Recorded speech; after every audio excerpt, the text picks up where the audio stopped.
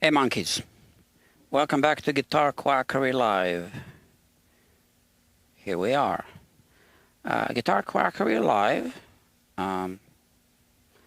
is the one and only live streaming guitar repair channel.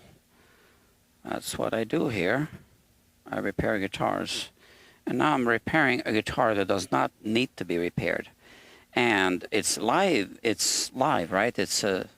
I'm streaming the repair work so customers can watch me live in real time. I'm about to send a link like this. Whoop! And it just went out. So our friend, our customer here will be joining us live from New York City. So yeah, Guitar Quackery Live. This is it. This is the channel. We got here a multi-camera setup. This is located in Manhattan, Midtown, in a music studio called Bob Elliott's Music Makers NY. I just rent this little space here. That's about it. I have a Gibson SG outside on the neck jig, jigged up, ready to be repaired. Although, like I said, it doesn't need to be repaired at all. So what are we doing? We are reducing the fret height. That's what we're doing.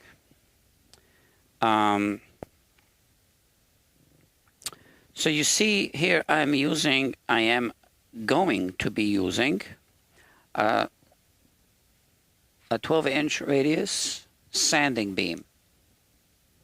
Okay, to maintain the 12-inch radius, that's this Gibson's 12-inch radius. I marked off all the frets in red, and I also discovered that the board, the fingerboard itself, is a little bit uneven. Now, we are not going to do anything about that. We would need to pull the frets out to do that. But we are going to be measuring the fret height off of a fingerboard that's a little bit uneven. Just keep that in mind. Yeah, so I am going to do my first pass using, by the way, these tools, I put a link, links in the description. If you want to buy most of these tools, when I jigged up the thing, I use this notched straight edge. It's a really good tool. These are Amazon affiliate links.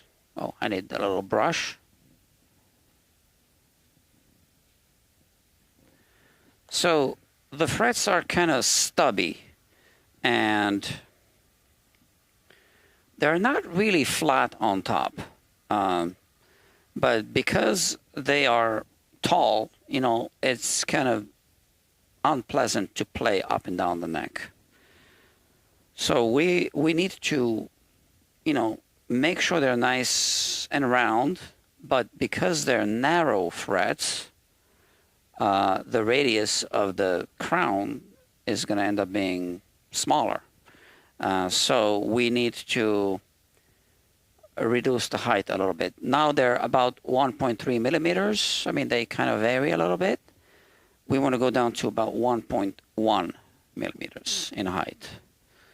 So since I just jigged up this guitar, I'm going to take my first pass with, how about this side, with this leveling beam, just to see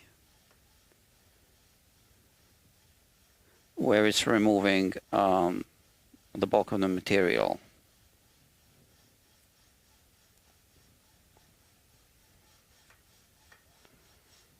Okay.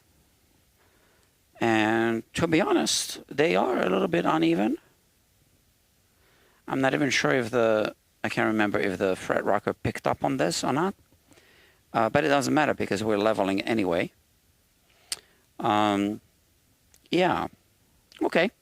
I basically do my first pass like this, just to make sure that I jigged up the guitar nicely on this neck jig. And I don't have a close-up camera to show you, but the frets are marked off in red, and I can see where I am removing material because it is exposing the metal underneath the red. So now I'm going to use this 12-inch radius sanding beam. I protected the nut because I didn't remove it. Normally I do 2 layers of tape.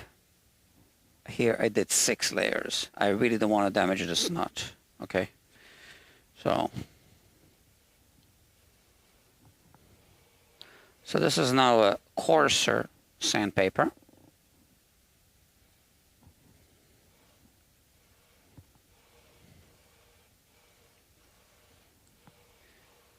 And I'll be doing most of the work using this 12-inch radius sanding beam.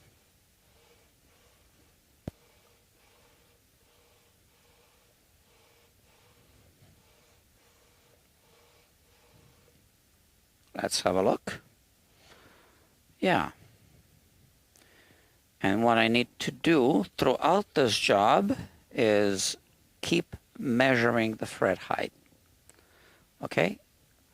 When I get down to about 1.1 millimeters in height, that's when we are going to start the finishing work.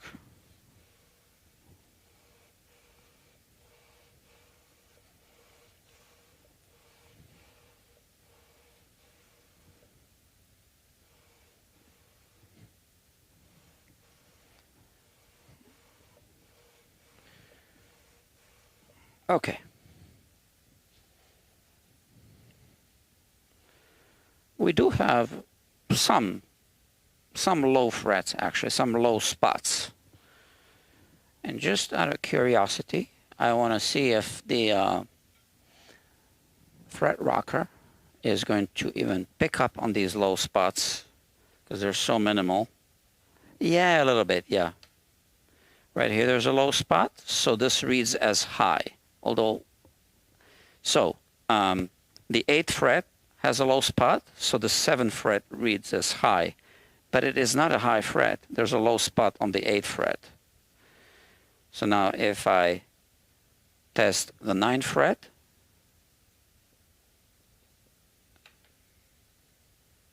it reads a little bit as high.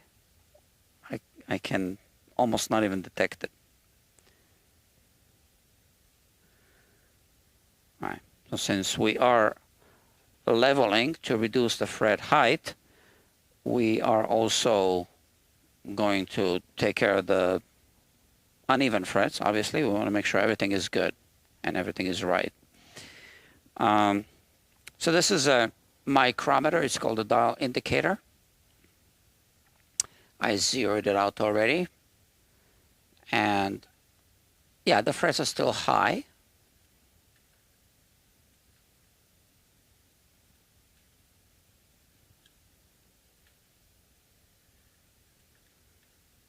So I am using, so they're about 1.25 more or less. So I'm using sandpaper that's a little coarse. It's 220 grit sandpaper, right? P220. Not to be confused with 220 without the P. All right.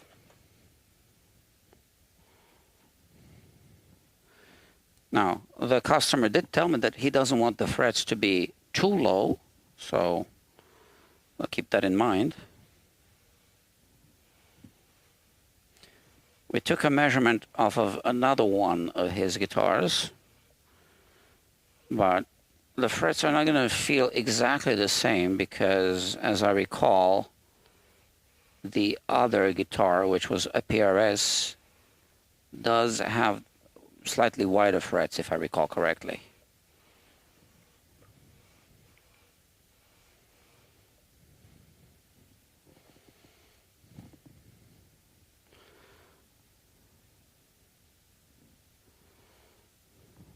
So this guitar has been on the wait list for a while because I had to finish some prior commitments first, and I had some complications, and that's just the way it is sometimes. It's part of the job, I guess.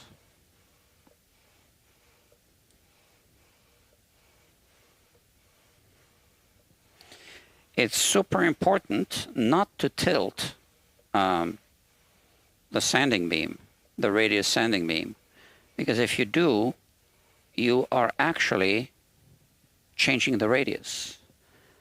So you can end up with a smaller radius, in other words, with frets that are more radius, but smaller radius in terms of number. The smaller number, the more curved the frets are, right? This has a 12-inch radius fingerboard and frets.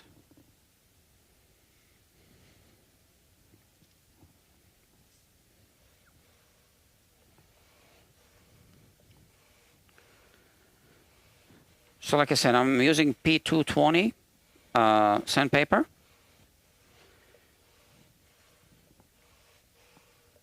And when I get down to where we want to be, I'll be switching over to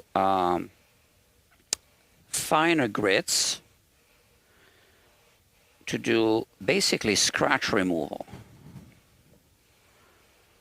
So technically still reducing the height, but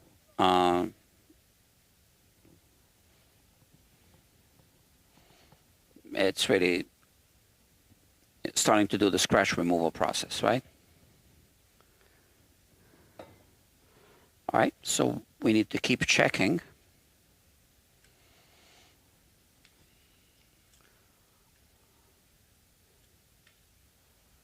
It's getting there.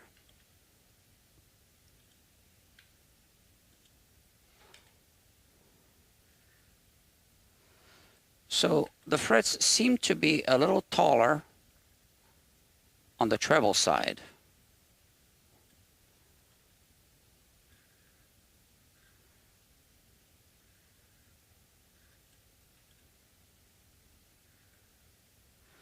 Okay, and it's always a good idea to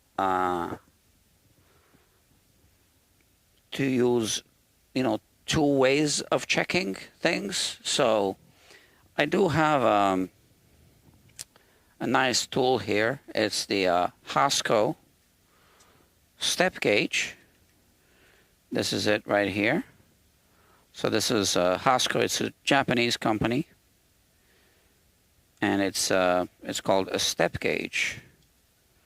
I can briefly show you with the microscope what it looks like. Let me just lower it a bit.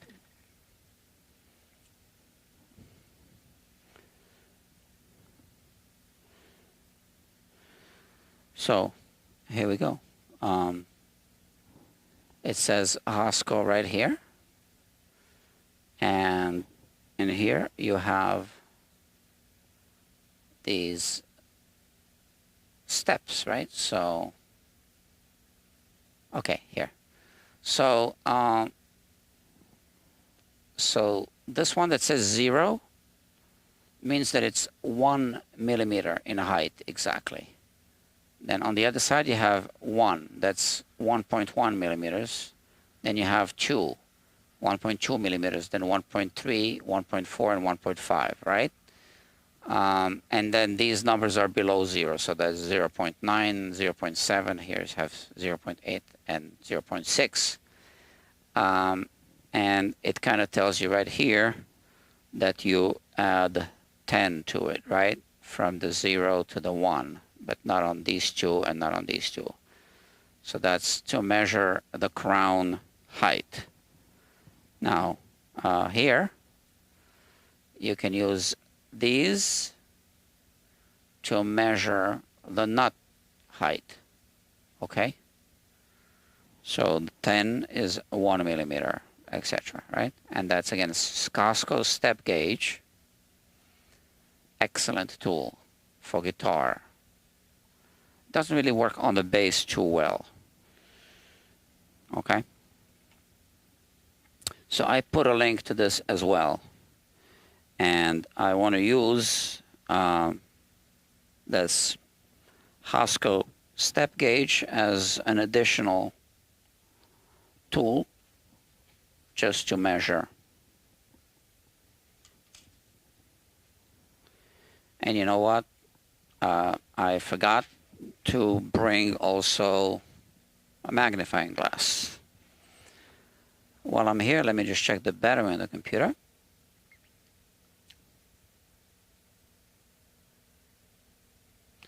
Could you tap it in to make sure the frets are seated? Oh no, we don't want to do that. And I'll explain why not. I can think of 3 reasons why not on that particular guitar. Let's talk about it. I'm just checking my computer. I use a laptop, so it runs on battery. Just make sure that I don't run out of juice. Okay, so yeah, I need this. So to tap them in, we don't want to do that. So first of all, if the frets aren't seated, for example, if they're not, here they are. But if they're not seated, you don't know why they're not seated. So it could be that they didn't cut the fret slots deep enough. You know what? I'll continue working as I talk. So if they didn't cut the fret slots deep enough, now you're tapping the frets in. What happens? Well, you just tap the fret, you weakened the grip. So this one is here even more than 1.3 still. Let me confirm this.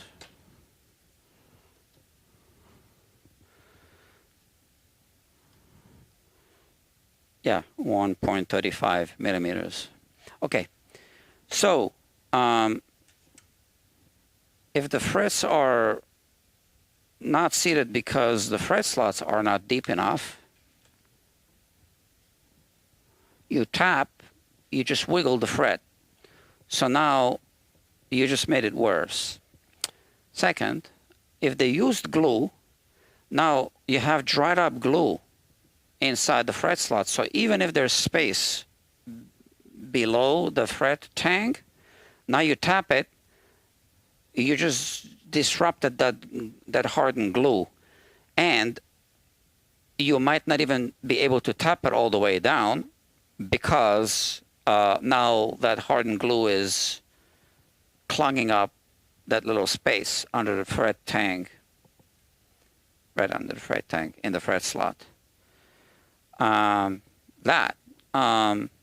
So sometimes when the frets are just held by friction and they're over radiused and the little barbs are, you know, buried, like anchored in the end grain of the wood in the fret slots, and you tap it, well, it springs back, and again you just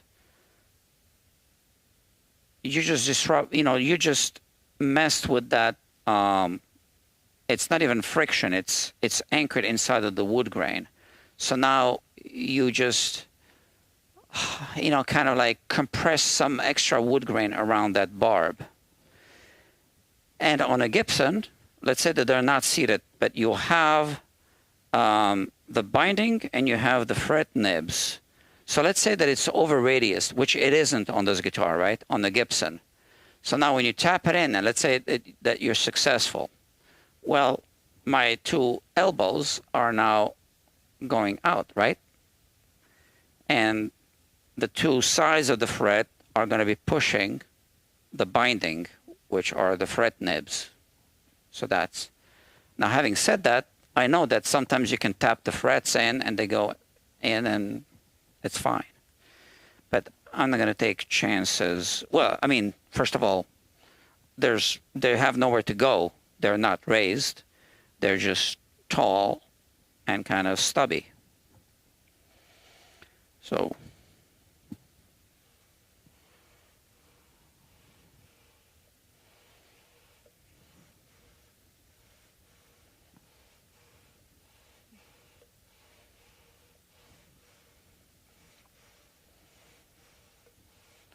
and I believe Gibson does glue the frets in.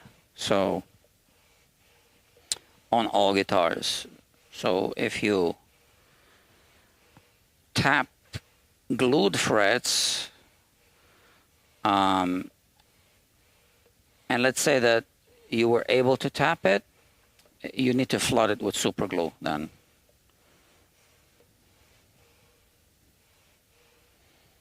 You have to make sure it's not springing back and then flood it with super glue.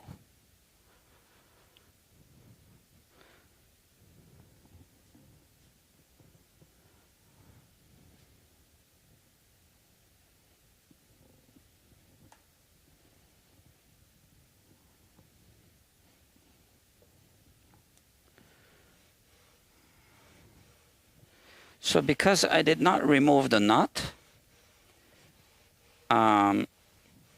this limits my motion, right? So it's going to take a little bit longer to level off.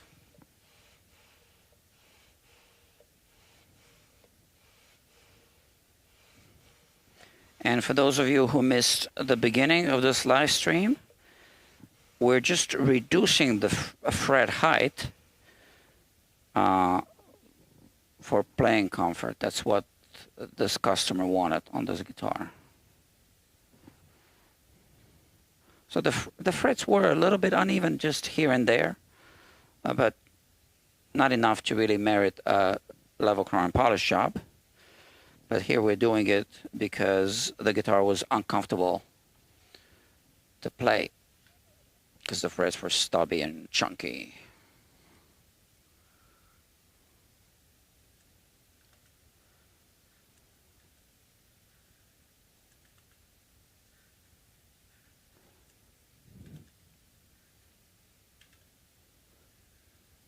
We're not there yet.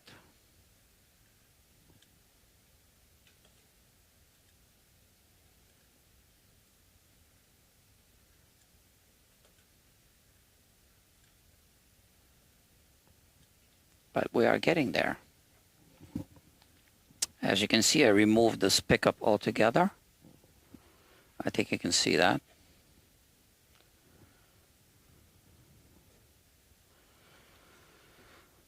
Okay.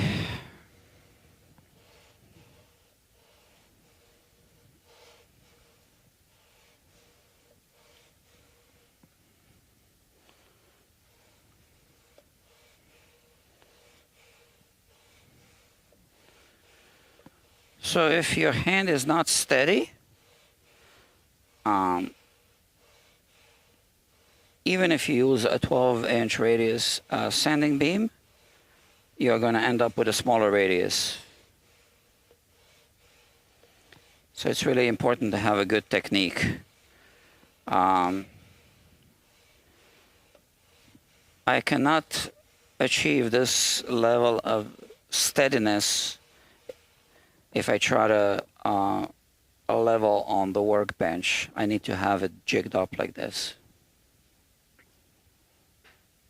Now the neck jig has other benefits as well, but it really keeps the guitar steady so that I can maintain, you know, steadiness.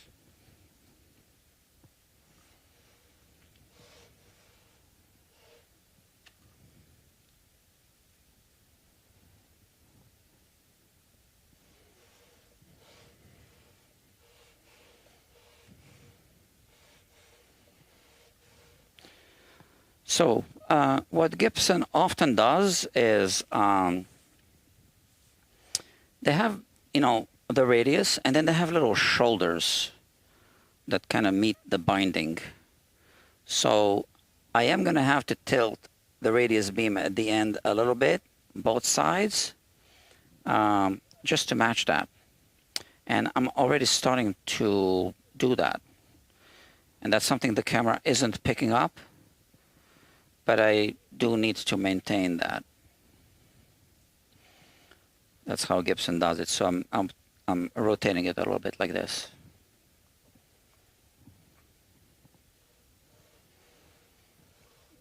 And that does change the feel. I can feel the difference. And it changes the sound as well. I'm not sure if this microphone is picking up the difference in sound and how it sounds. And then the other way around as well, obviously.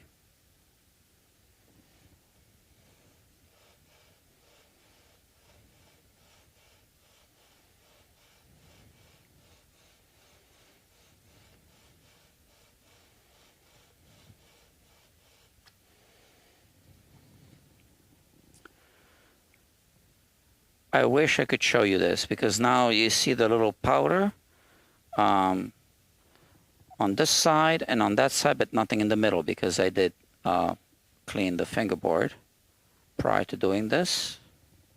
Oh, but here you can see. I think this camera is going to show it. So what I did was I just took off some material from, I don't know which is which, the bass side and the treble side, right next to the nibs. You can see that, right? So it is the way they make the frets, so we want to maintain that because it's a Gibson.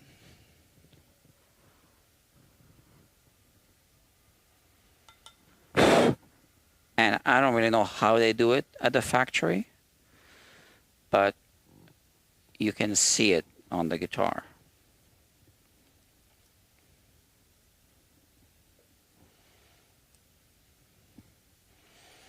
And I want to do another pass. This is something that I'm just visually matching to what I know it should look like.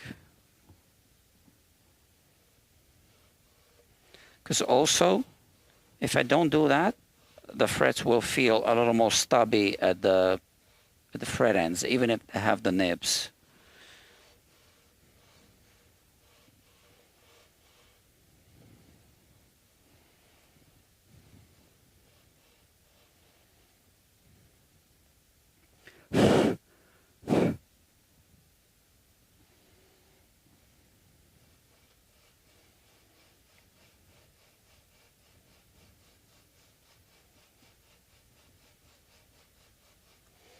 Okay.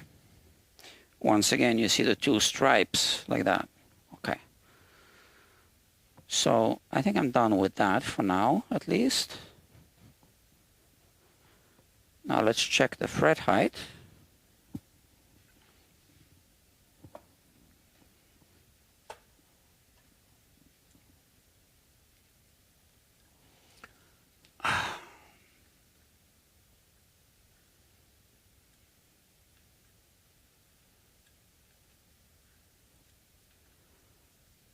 See, the problem is that the fingerboard is a bit uneven.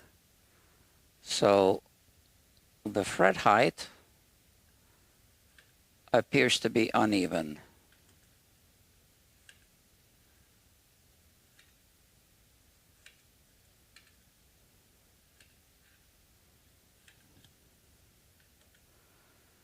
So I just need to estimate the average. And there seems to be a low spot on the fingerboard here. On the treble side of the, I can even feel it. So the treble side of the 10th fret right here. I can even feel it like this. So it reads like a high fret, but it isn't. So it isn't a high fret. But I can feel when I go like this that the fingerboard is a little bit, it just sinks down like that. Yeah. So we always have to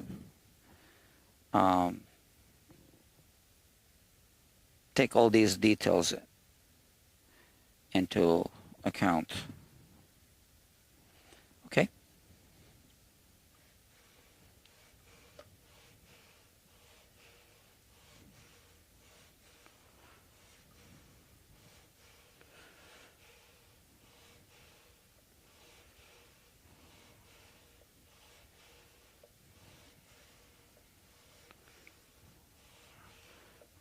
So maybe I should make a, that's a good idea. Maybe I should make a video about tapping frets. So in some cases you can do it. I think more like on inexpensive guitars.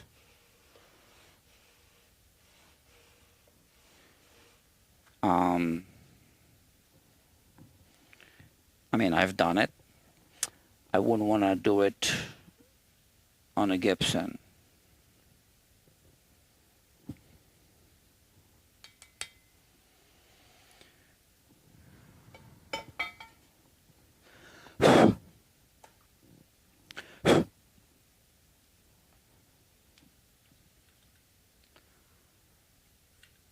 Since we don't want to reduce the fret height too much, it's just good to keep checking and double checking. Because once you reduce the fret height, you cannot put it back.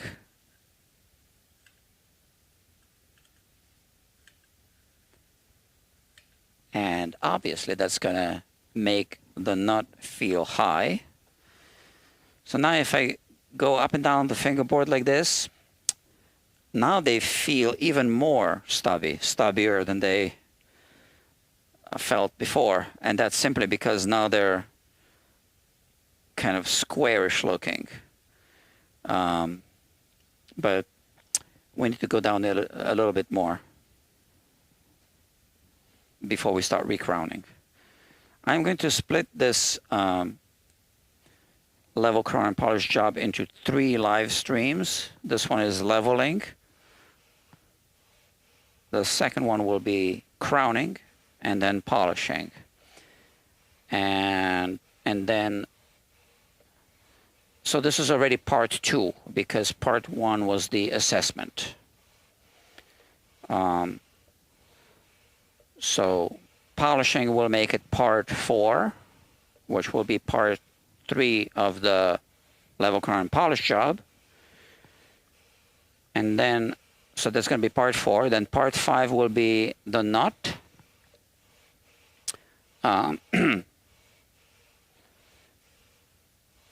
Touch-up work on the nut, on the workbench. And I don't know if I'm just going to do the setup on the same live stream or a separate one. I don't know.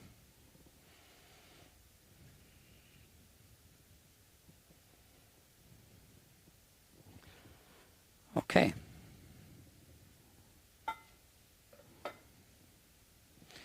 We are getting there.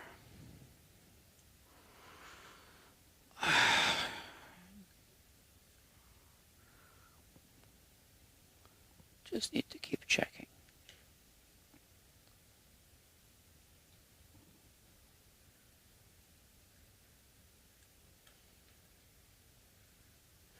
So because of how uneven the board is, now it's not really noticeably uneven. I am using a micrometer, right? So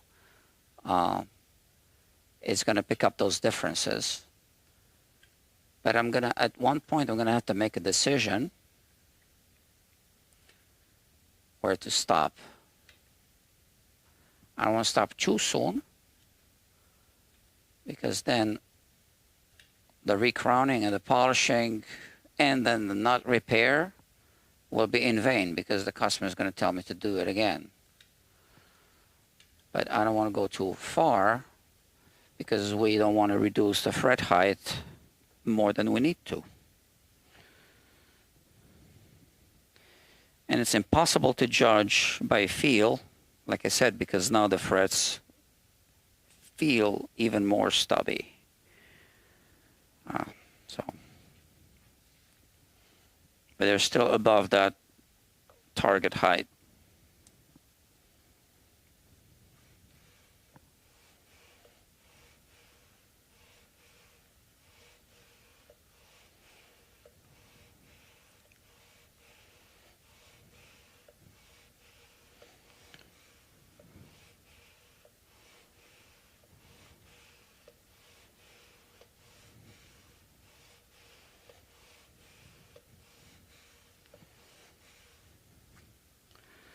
All right, and you can see the difference on the sandpaper. Now you can see that we don't have those two lines. I'm removing material from the entire surfaces.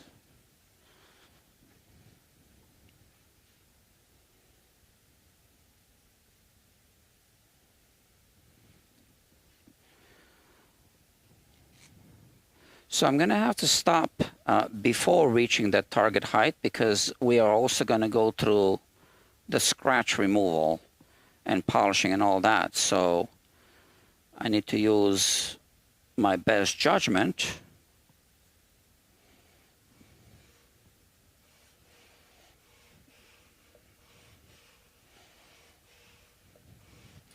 I'll be reducing the fret height on another guitar as well, also by customer's request. The other guitar is a parts caster. I already have it on the playlist. I don't have all guitars that I work on playlists. I mean, I don't live stream every job. So, but that parts caster,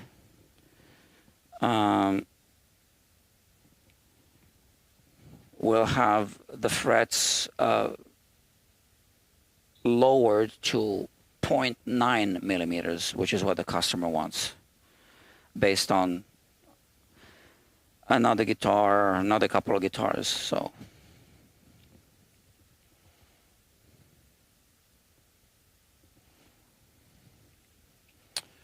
yeah, let's take another measurement.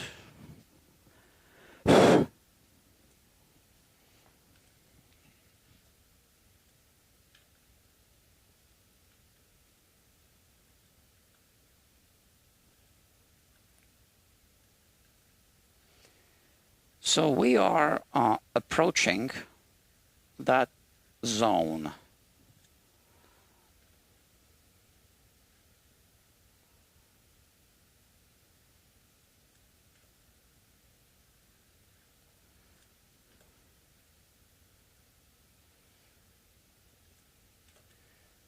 Although it still feels, it reads taller on the treble side, but I've removed material. I can clearly see that on the treble side. And I guess that's because the fingerboard is a bit lower there, or something like that. It's impossible for me to know without removing the frets and checking if the fingerboard is true.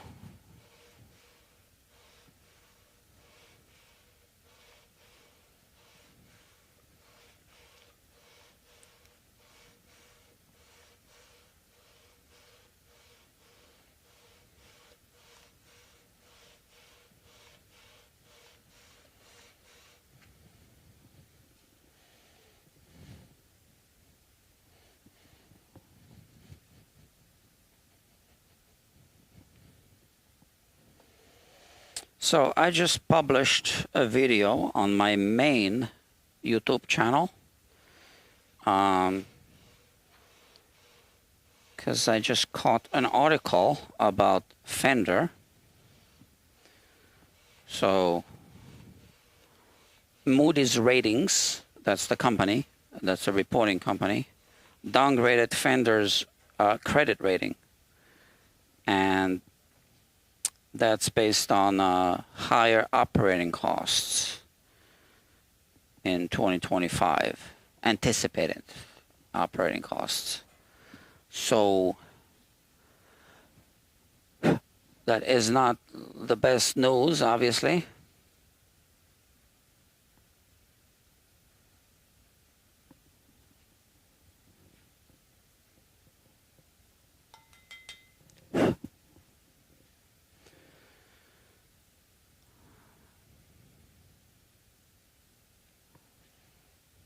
So yeah, maybe you should check out that video if you're interested.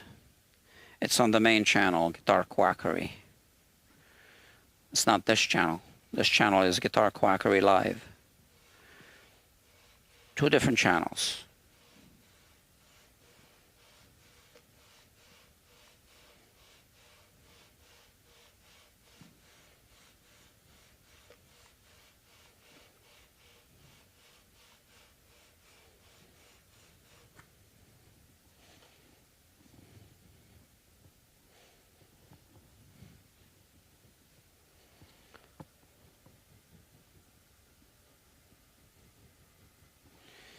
Okay. I think we should be there, where I should be stopping.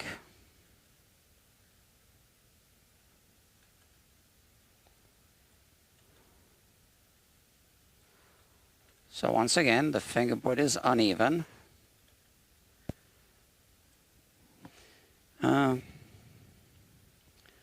Yeah, it is my best judgment, you know, to stop it here and now start the scratch removal. So for the scratch removal, I'm first going to hit it with this.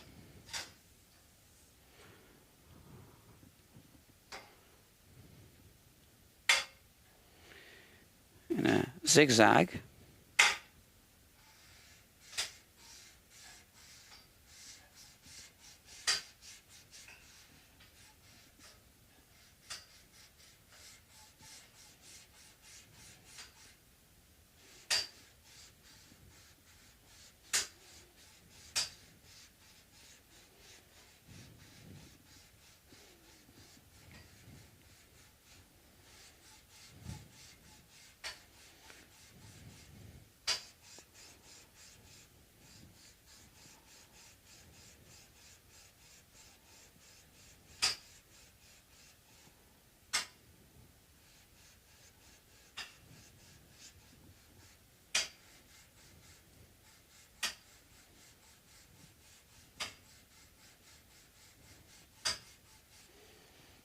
So even if it's scratch removal, obviously I'm also still removing material, because you can't really remove a scratch.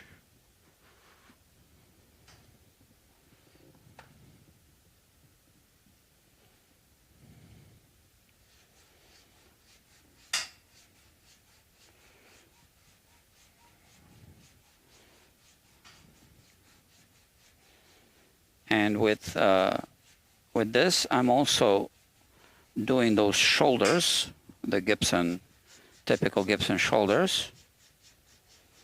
So I'm hitting the sides.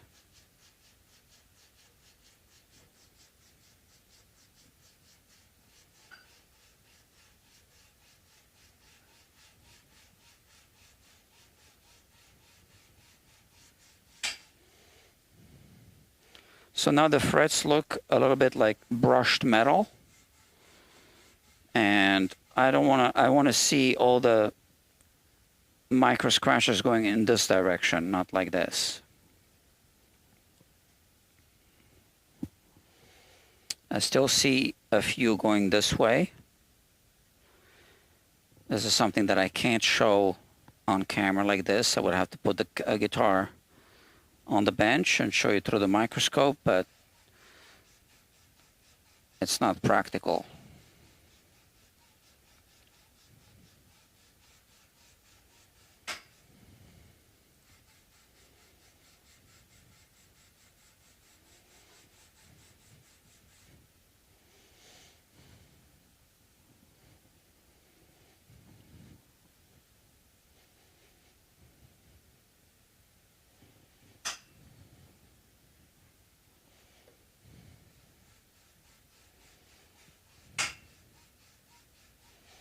So this is a precision level.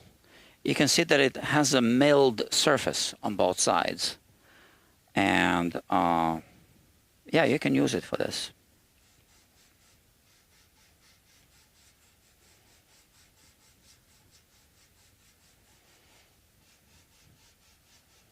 Maybe not the cheapest level you see at the Home Depot, but you know, some of the more costly ones, I guess.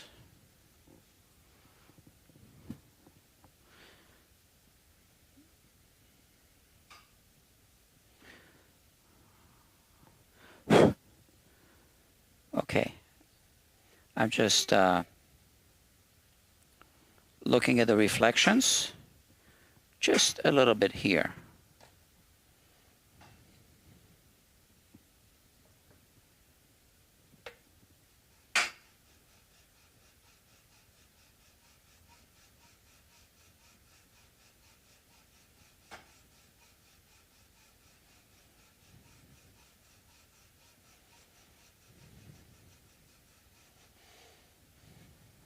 Okay. Next, just finer grits. And I also want to check the fret height. This took off a little bit of material.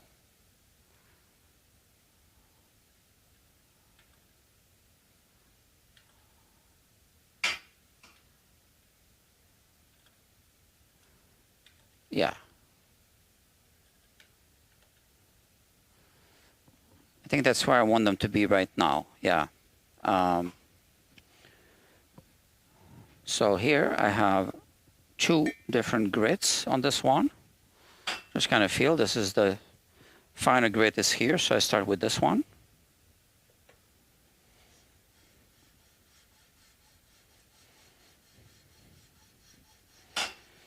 Again, right now we're in the scratch removal business.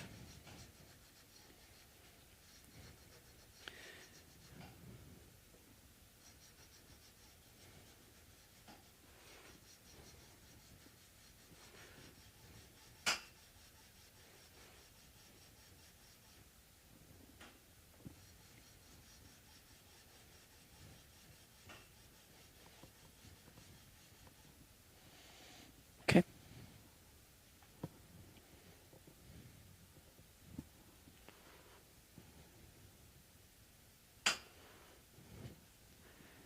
Not a bad idea to check with the fret rocker, although I'm not expecting any surprises.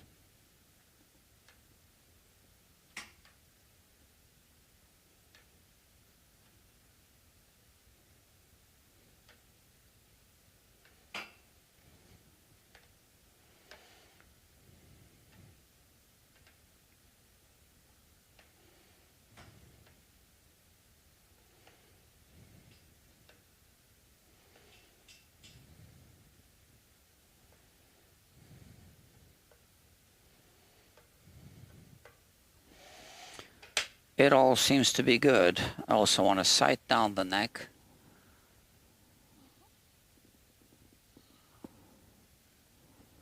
Looks good. All right, and this is my fine grit on this side.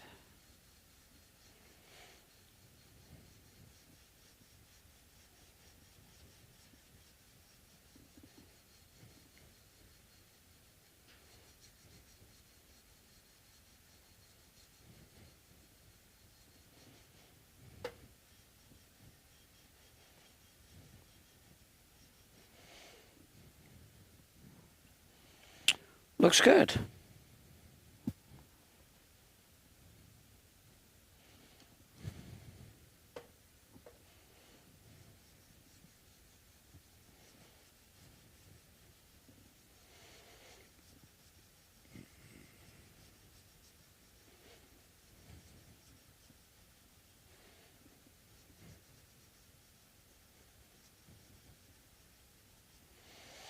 Okay. This is another way to see that the fretboard is even, right? Is this focusing? You see all the frets like that, right? From beginning to end. So, yeah, man. We're done with this stage. So now, next thing will be crowning. So I'm going to take a short break because I don't want this live stream to be too long. It's already 51 minutes and 10 seconds long.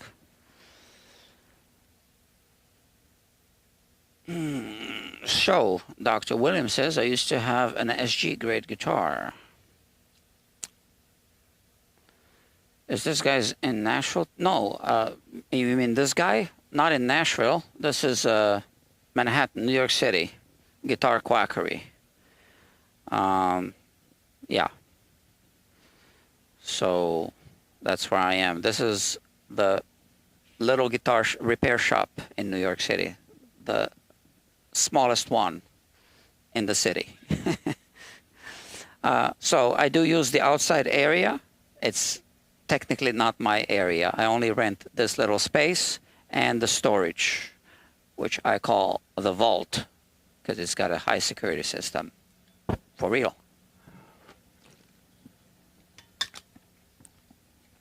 And the studio here is called Bob Elliott's Music Makers NY.